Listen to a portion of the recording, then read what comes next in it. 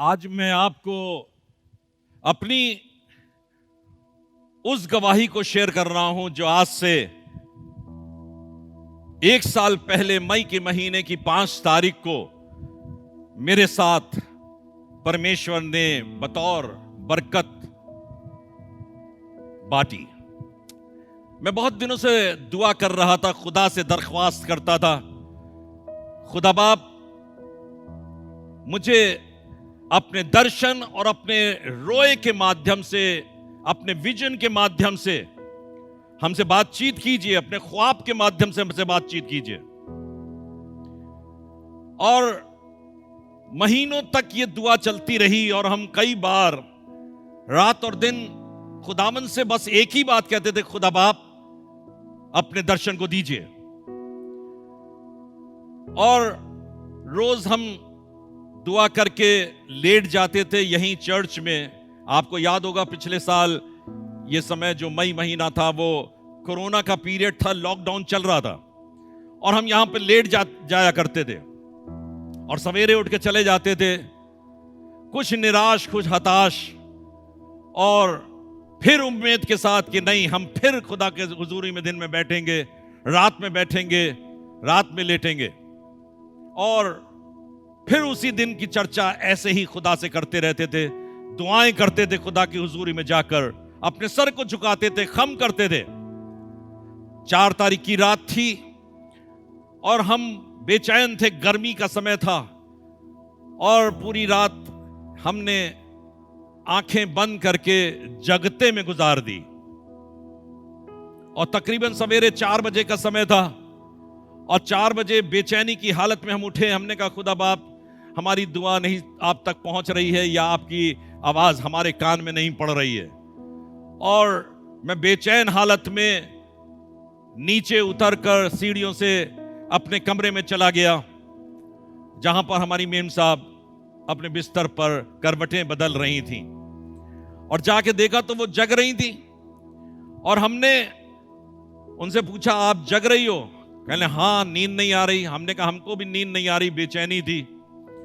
और मैं अपने पलंग के पैतियाने से जल्दी से अपने बिस्तर पर चढ़ा और लेटते लेटते अपने खुदा से हमने कहा, खुदा बाप हम आपसे दरख्वास्त कर करके थक चुके हैं, आप तो बोलोगे नहीं, आप तो बोलोगे नहीं। खुदा ने उसी समय जिस जगह से मैं चढ़ा था एक शख्स को भेजा। मुझे नहीं मालूम वो शख्स कौन था, लेकिन जब खुदा ने भेजा तो खुदा का दूत ही होगा। जब मैं सर अपने तकिए पर रख रहा था तो उसी समय, अभी आंख बंद भी नहीं हुई थी, उसकी एक भारी सी आवाज मेरे कान में पड़ी,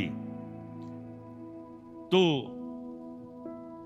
चाहता है कि मैं तुझसे बात करूं, तू चाहता है कि मैं तुझे उन बातों के बारे में बताऊं जो आगे होने वाली हैं। मैंने डरते हुए अपनी आंखों को खोला और मैंने कहा, हाँ प्रभु, चाहता तो मैं हूं। उसने कहा, उठ, अपने पलंग से उठ। मेरे आत्मा मेरे जिस्म से अलग हुई और मैंने अपनी आंखों से उसे देखा और वो दरवाजा खुला गया अपने आप और हम दोनों आगे बढ़ चले। आगे आगे दूध जा रहा था, मैं पीछे पीछे जा रहा था। इसी तरीके से हम हॉल में से होते हुए गए। फिर हमारे हॉल का दरवाजा खुला अपने आप और हम दोनों उसको पार कर गए।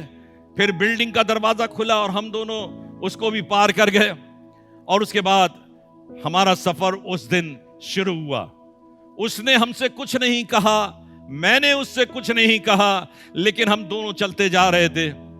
हमारा एक एक कदम ऐसा लग रहा था कि मीलों चल लिए हों। एक कदम बढ़ाते थे, मीलों चल जाते थे। और खुदा ने जो नजारा दिखाया वो नाकाबिले बर्दाश्त था, जिसका बयान करना मैं आज उचित समझता हूं, बहुत सी चीजों को खुदा के कलाम से आपको बताते हुए।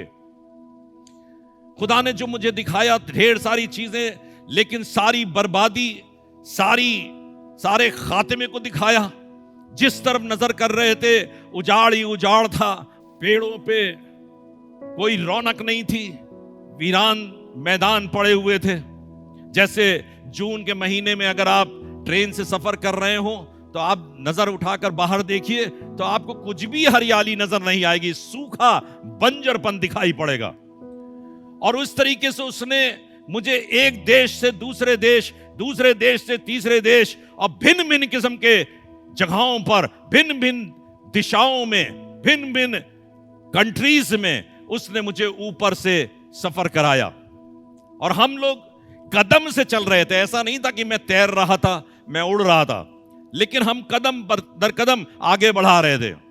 यह सवेरे 4 बजे का समय था और 4 बजे की यात्रा जब शुरू हुई, घंटों वो यात्रा चलती रही, उजाड़ ही उजाड़, बयाबान ही बयाबान, बर्बादी ही बर्बादी दिखाई पड़ी। और उसके बाद हम लौट के फिर हम अपने चर्च की तरफ आए। बाहर एक हमारे यहाँ आज भी एक फैब्रिकेटर की दुकान है, वहां एक बड़ा पेड़ है।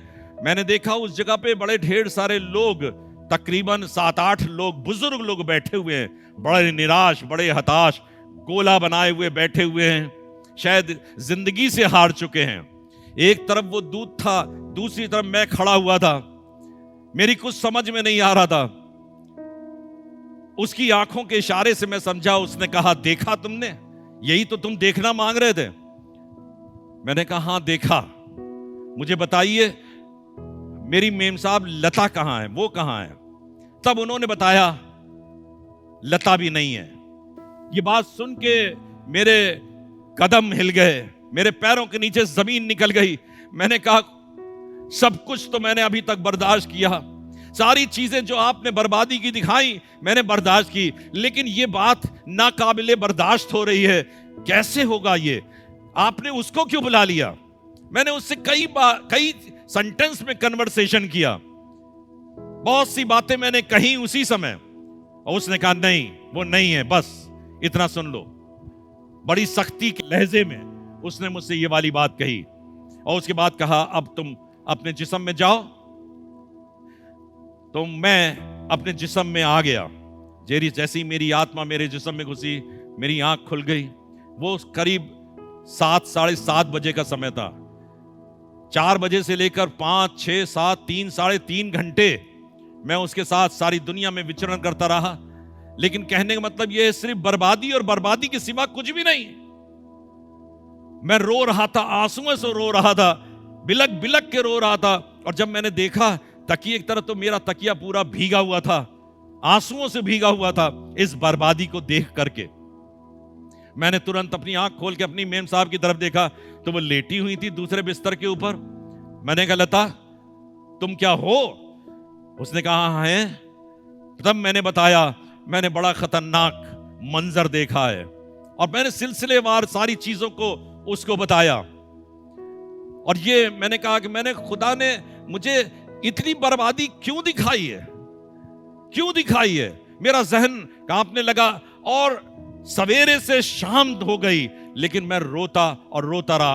आप ताज्जुब करोगे, मैं चिल्ला चिल्ला के रो रहा था, चिल्ला चिल्ला के रो रहा था, और मेरी कुछ भी समझ में नहीं आ रहा था। मैंने अपने 1-2 प्रियों से, पासबानों से इस सिलसिले में बात भी करी।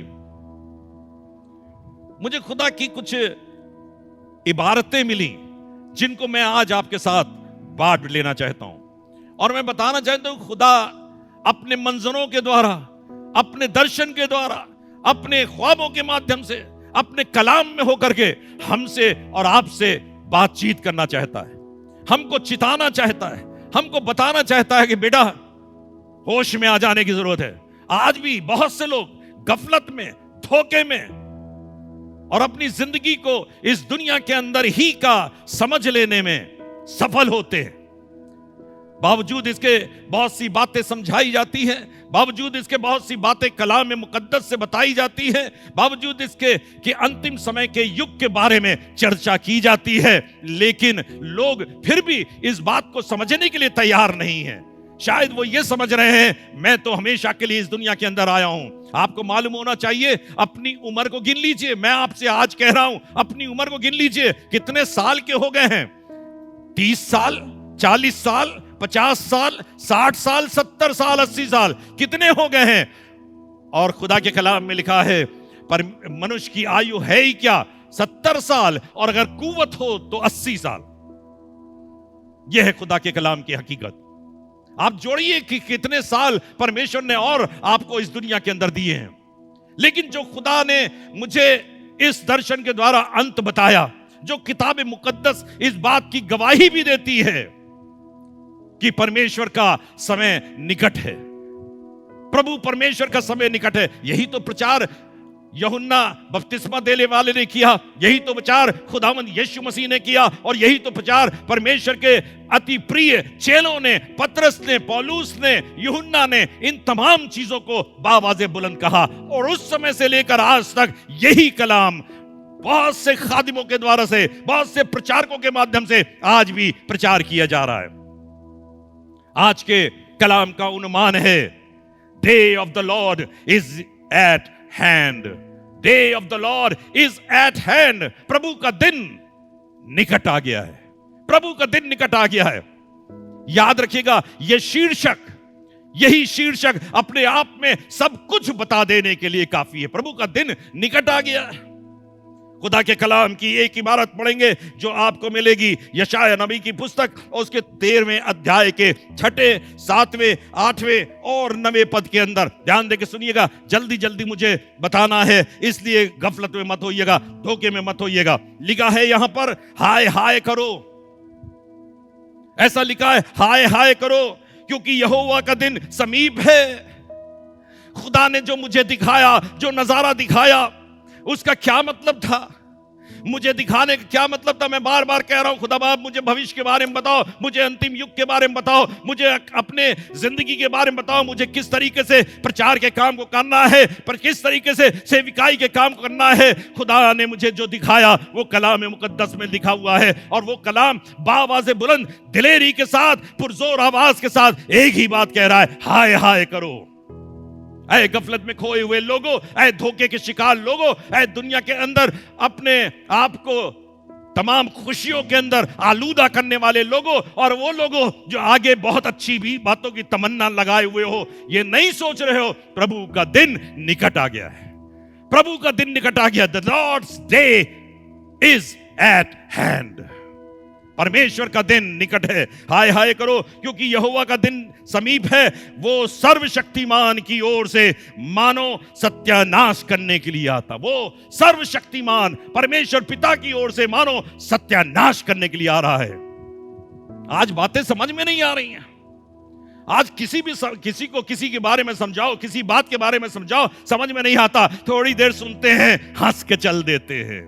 अभी तो मुझे नौकरी करनी है, अभी तो मुझे रुपया कमाना है, अभी तो मुझे मकान बनाना है, अभी तो मुझे शादी करनी है, अभी तो मुझे घर बसाना है, अभी तो मुझे बच्चे पैदा करना है, अभी तो मुझे जिंदगी की उन तमाम मामलात के अंदर प्रवेश कर जाना है। लेकिन आपको नहीं मालूम, आए मनुष्य, तेरा हाल है ही क्या चीज। आए मनुष्य, मैं इंडिविजुअली, व्यक्तिगत तौर पर परमेश्वर कह रहा है, तुम्हारा हाल है ही क्या चीज। नौकरी करने वाले लोगों, पैसे की ओर अपने आप को रागिब करने वाले लोगों, अपनी जिंदगी को खुदा से अलग हटा करके जिंदगी की ऐश और इशरत में अपनी जिंदगी खराब करने वाले लोगों, खुदा कहता है हाय हाय करो, हाय हाय करो, क्योंकि यहोवा का दिन समीप है। वो सर्वशक्तिमान की ओर। अगर आज परमेश्वर आ जाए, अगर आज प्रभु का दिन आ जाए, तो हमारा क्या हाल होगा। लिखा है वो मानो सत्यानाश करने के लिए आता है, इस कारण सबके हाथ ढीले पड़ेंगे। जब ऐसे हालात में हो जाते हैं, जब बीमार पड़ जाते हैं, जब पस्त हाल हो जाते हैं, जब कुछ समझ में नहीं आता, जब डॉक्टर्स भी जवाब देता है, तो कहते हैं हम तो कुछ भी नहीं, हमारे हाथ ढीले पड़ गए, अब तो हम कुछ भी नहीं। हाथ ढीले पड़ेंगे और हर एक मनुष्य का हृदय पिघल जाएगा। तब तो हृदय की सारी गतिविधियां थम जाती हैं और रुक जाती हैं। लिखा हुआ है, और वे घबरा जाएंगे, उनको पीड़ा और शोक होगा, उनको जच्चा की सी पीड़ाएं होंगी। क्या लिखा है? उनको जच्चा की सी पीड़ाएं होंगी।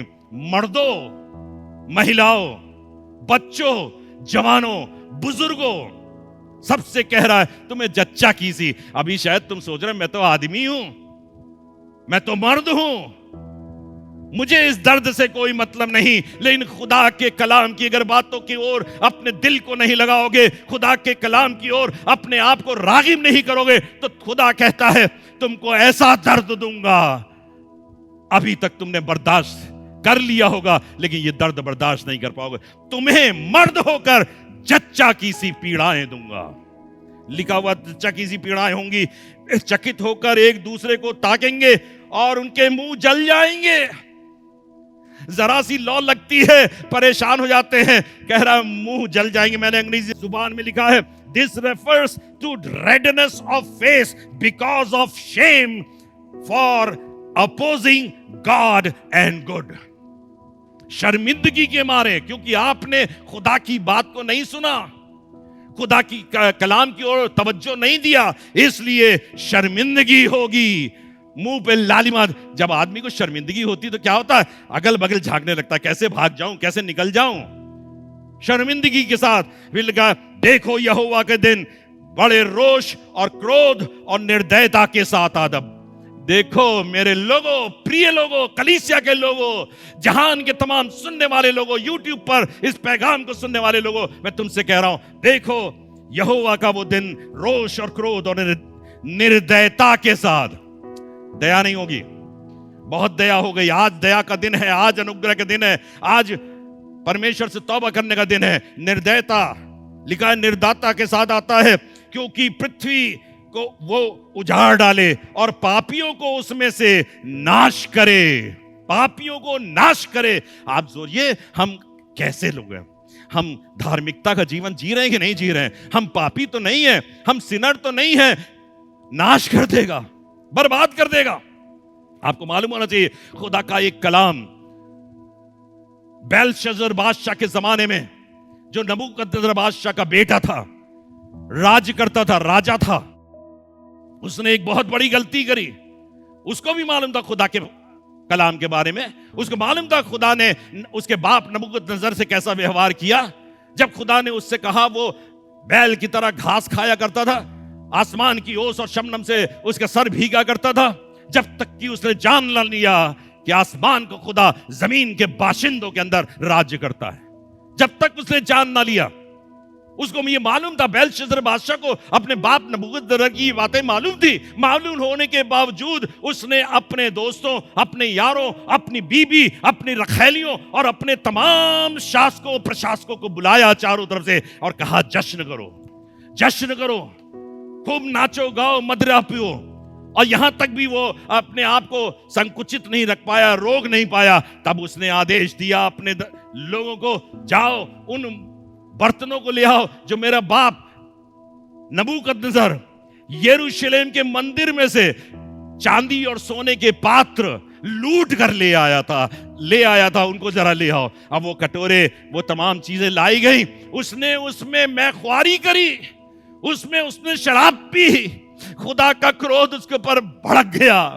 और तब लिखा है, उसने उस अपने महल की भीत में से चूने की दीवार के ऊपर कुछ लिखा हुआ, परमेश्वर के हाथों से, उंगलियों से कुछ लिखा हुआ देखा, और लिखा हुआ कुछ था, वो बर्दाश्त नहीं कर पाया। लिखा है उसके हाथ ढीले हो गए, उसके टखने कमजोर हो गए, जिनके चर्चा मैंने अभी की है। उसके हाथ ढीले हो गए, टखने ढीले हो गए, कमर के जोड़ हिल गए। और तब लिखा हुआ है, तब उसने बुलवाया, कोई है जो लिखे हुए का मतलब बताए। तब डैनियल लाया गया और डैनियल ने कहा, आए बादशाह मैं तुझे बताऊंगा, क्योंकि यहां पर लिखा हुआ है मने मने तकेल ऊपर सीन। लिखा हुआ है तेरे राज को गिन करके उनका अंत कर दिया गया है, क्योंकि तू तराजू में तौला गया और तू कम निकला, तू कम निकला। तेरे राज को गिनकर खत्म कर दिया गया है। यह अफसोसनाक बात है, लिखा हुआ है परमेश्वर के वचन के अंदर कि उसी रात एक और बादशाह था जिसने इस बादशाह के ऊपर चढ़ाई करी। वो नाम था दारा बादशाह। दारा बादशाह ने बेलशस्सर बादशाह को उसी रात कत्ल कर दिया, खत्म कर दिया, फना कर दिया, क्योंकि खुदा के हाथ ने लिख दिया था मने मने तकेल ऊपर सीन। आपको जल्दी से बताना चाहता हूं, यहां लिखा है बहुत सी चीजें हैं जो खुदा ने मुझे बताई। The things destroyed in the day of the Lord. जब खुदावंद को वो दिन आएगा, ये तो एक समय था जो आज से तकरीबन 2500 साल पहले इस दुनिया में गुजरा, लेकिन उसका दर्शन खुदा ने आज अपने लोगों के बीच में रखा है। और मैं आपको भी बताना चाहता हूं, आज इस कलाम से माध्यम से डराना नहीं मांग रहा हूं, लेकिन आपको उत्तेजित करना चाहता हूं कि खुदा के लिए डरो, खुदा के लिए खौफ करो, खुदा के पीछे चलो, उसके नाम को अपनी जुबान पे रखो और उसके नाम को और उसके चरित्र को अपने जहन में रखो कि खुदा ने तुमसे कितनी मोहब्बत की है। क्योंकि जिस दिन खुदावन का दिन आ जाएगा, तब भागने का रास्ता कहीं नहीं मिलेगा, तब बचने का रास्ता कहीं नहीं मिलेगा। आज शादी हो जाए बहुत अच्छी बात है, I am in favour of your marriage. तुमने कहा मेरी नौकरी लग जाए, yes I am also in favour of your employment.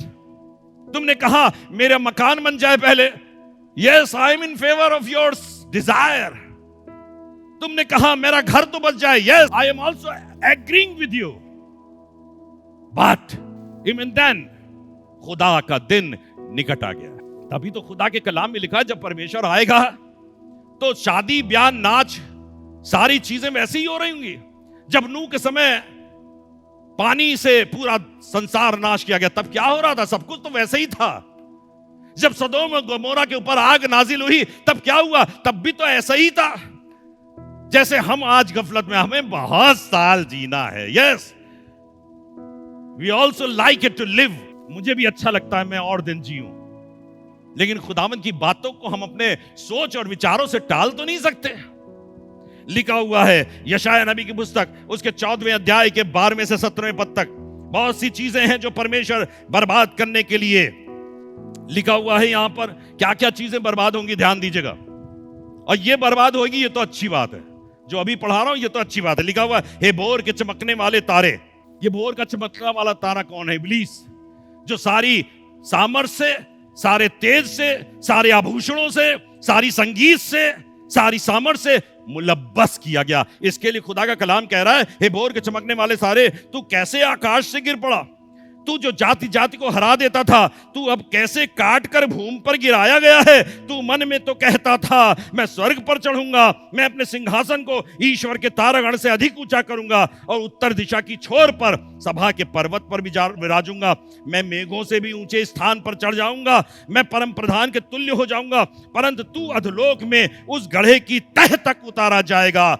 जो तुझे देखेंगे, तुझको ताकते हुए तेरे विषय में सोच सोच कर कहेंगे, क्या ये वही पुरुष है जो पृथ्वी को चैन से रहने नहीं देता था और राज्य में घबराहट डाल देता था, जो जगत को जंगल बनाता और उसके नगरों को ढा देता था और अपने बंदियों को घर जाने नहीं देता था। इब्लीस का सत्यानाश किया जाएगा। आज हो सकता है हम इब्लीस के ही सहारे कई बार चलते हैं, उसी की योजनाओं को। देखिए इब्लीस बहुत चालाक है। उसने आदम हवा को बहकाया, उसने बहुत से खादिमों को बहकाया, वो यीशु मसीह को भी बहकाने पहुंच गया। लेकिन यीशु मसीह उसकी चाल से समझ गया। मेरे पास समय नहीं है कि उसकी बहुत सी ढेर सारी बातों की चर्चा करूं, लेकिन यीशु मसीह को बहकाया। वो चाहता था उसको दंडवत कर ले, वो चाहता था आदेश दे कि रोटी बन जाए, वो चाहता था कि वो अपने आप को नीचे गिरा दे। लेकिन यीशु मसीह ने कहा शैतान मेरे सामने से दूर हो। जब आपके सामने भी ऐसी बातें आती हैं, क्यों नहीं कह देते आए शैतान मेरे सामने से दूर हो। मुझे खुदा ने इस दुनिया के अंदर जो 80 साल की उम्र दी है, इसलिए नहीं रखा कि मैं ऐश और आराम में जिंदगी गुजारूं। अगर यहां ऐश कर लोगे तो वहां आराम नहीं मिलेगा, और अगर यहां पे तकलीफ सहोगे तो वहां पे आराम मिलेगा, वहां राज्य मिलेगा। प्रकाशित वाक्य उसके 11वें अध्याय के 13वें पद में लिखा है, और जब छठा नरसिंगा फूका जाएगा।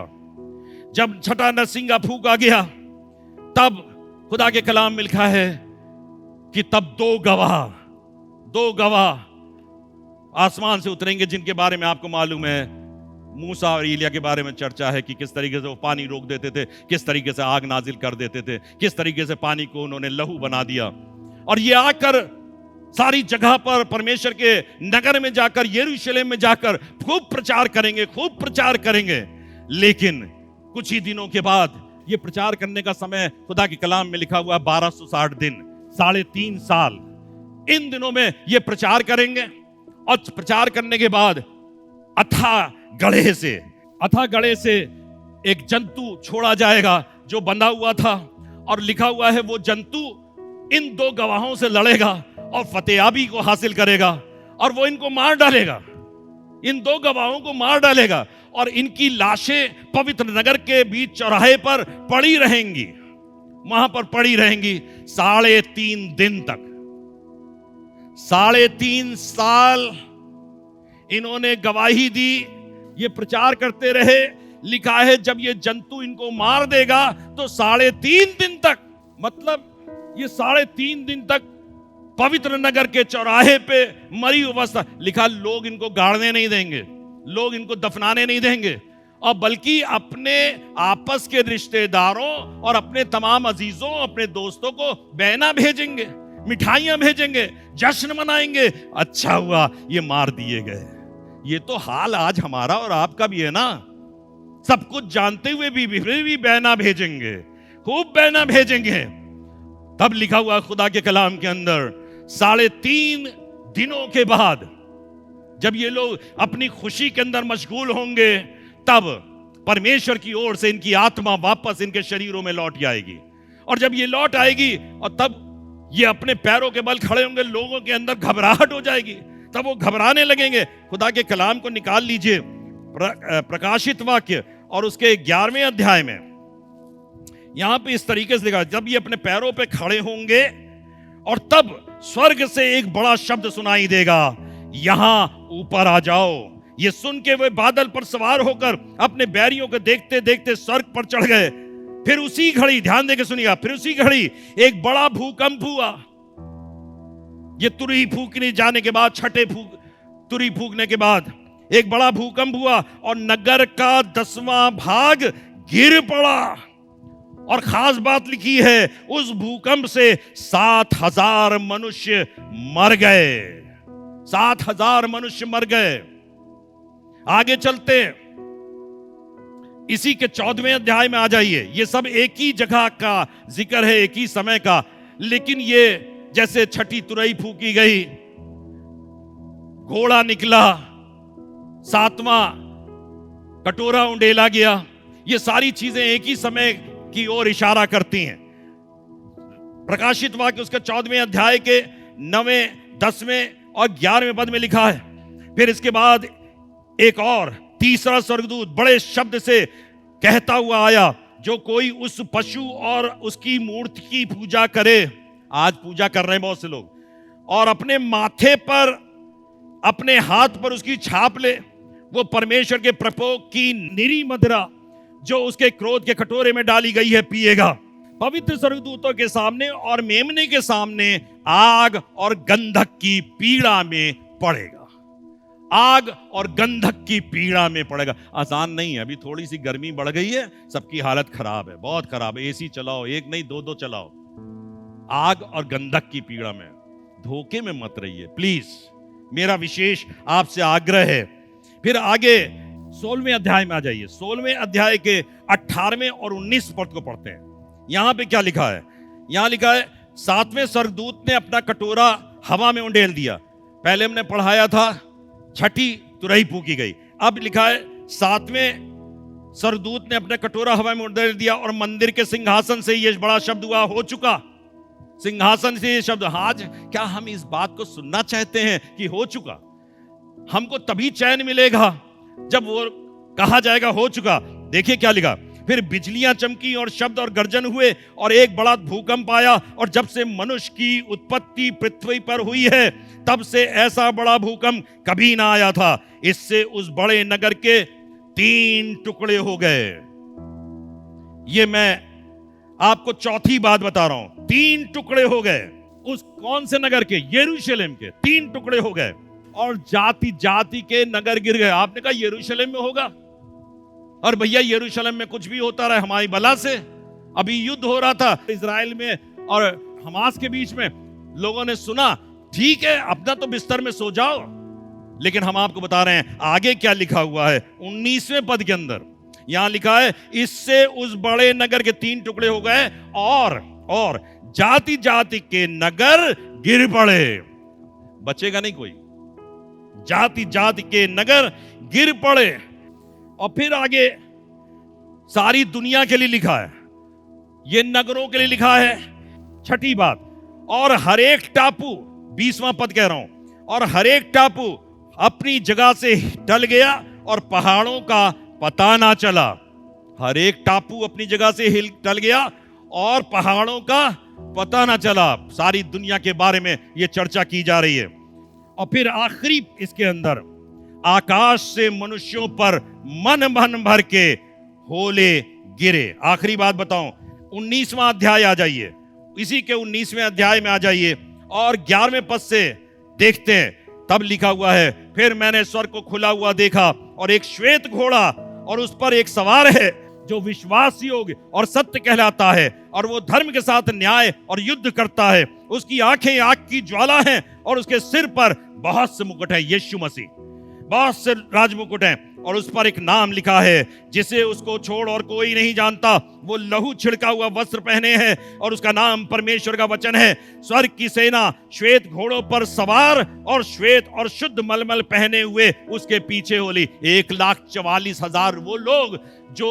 परमेश्वर के उस जगह पे पाए जाते हैं, जिन्होंने अपने वस्त्र गंदे नहीं किए, जिन्होंने कोई शादियां नहीं की। ये वो योद्धा हैं जो यीशु मसीह के साथ ऊपर से आने के लिए तैयार खड़े हुए हैं। और लिखा है, जाति जाति को मारने के लिए उसके मुख से चोखी तलवार निकल। जाति जाति, यरूशलेम की अकेले चर्चा नहीं की जा रही है, सारी दुनिया की चर्चा की जा रही है। जात जात के लोग को मारने के लिए उसके मुख से चोखी तलवार निकलती है। वो लोहे का राजदंड लिए हुए उस पर राज करेगा, और सर्वशक्तिमान परमेश्वर के भयानक प्रकोप की जलजलाहट की मदिरा के कुंड में दाख रौंदेगा। और उसके वस्त्र और जांग पर यह नाम लिखा है, राजाओं का राजा और प्रभुओं का प्रभु। फिर आगे लिखा है, जल्दी से मैं आगे खतरनाक बात पढ़ने जा रहा हूं। फिर मैंने एक स्वर्गदूत को सूर्य पर खड़े हुए देखा। उसने बड़े शब्द से पुकार कर आकाश के बीच में से उड़ने वाले सब पक्षियों से कहा। किससे कहा? स्वर्गदूत ने पक्षियों से कहा। ध्यान देकर सुनिए, आओ परमेश्वर के बड़े भोज के लिए इकट्ठे हो जाओ। आओ, परमेश्वर के भोज के लिए बिरयानी बनी है, कोरमा बना है।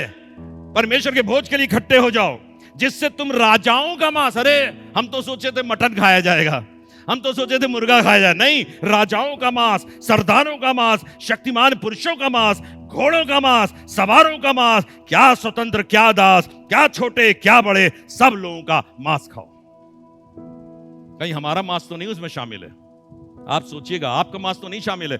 स्वर्गदूत ऊपर पुकार कह रहा है, आओ सारे पक्षी लोग, आओ इस भोज में शामिल हो जाओ।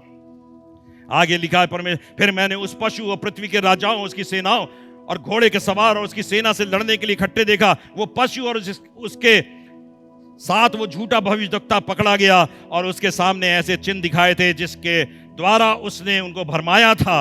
ये दोनों जीते जी उस आग की झील में जो गंधक से जलती थी डाले गए। This is the end, this is the end. सब खत्म, राज्य खत्म, जातियां खत्म, पहाड़ खत्म, टापू खत्म, मांस खा लिया गया राजाओं का, तमाम जात जात के लोगों का। और ये खुदा ने मुझे दिखाया, और मैं यही चाहता हूं हम और आप आज होश में आ जाएं, खुदा से डरें, खुदा से खौफ खाएं, परमेश्वर के मार्ग पर आगे चढ़ने वाले जाएं। रात दिन परमेश्वर से कहें, खुदा बाप प्लीज मुझे बताओ मैं कैसे मार्ग पर चढ़कर आके आपको प्रसन्न कर सकता हूं। प्रसन्न करो खुदा को। परमेश्वर का दिन निकट आ गया, परमेश्वर का दिन निकट आ गया। प्लीज, खुदा के खादिम लोग दुनिया दुनिया के कोने कोने के अंदर इस बात का प्रचार कर रहे हैं। आइए दुआ करेंगे, अपने लिए मैं दुआ करूंगा और आपके लिए।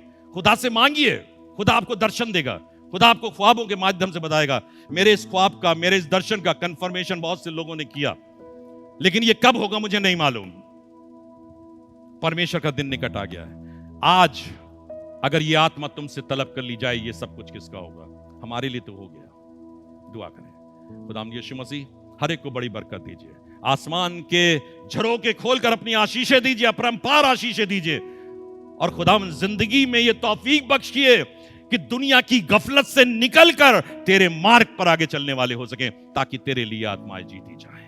हर एक को बरकत दीजिए। यीशु मसीह के नाम में होकर मांग लेते हैं, आमीन।